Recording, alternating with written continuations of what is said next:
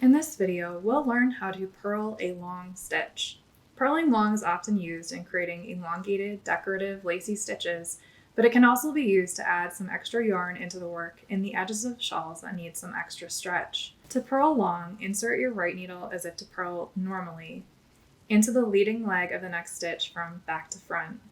Wrap the yarn as if to purl once, and then wrap it again. Pull both loops through the old stitch and drop the old stitch from the needle.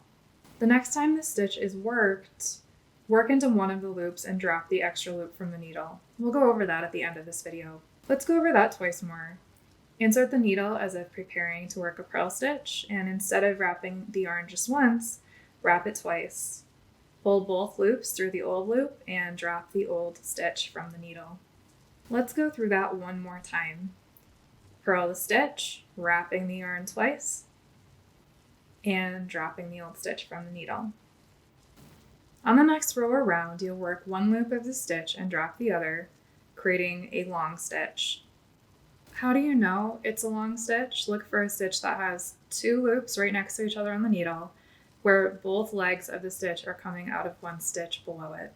Knit into the first loop and drop the second loop. Work into the first loop and drop the second loop.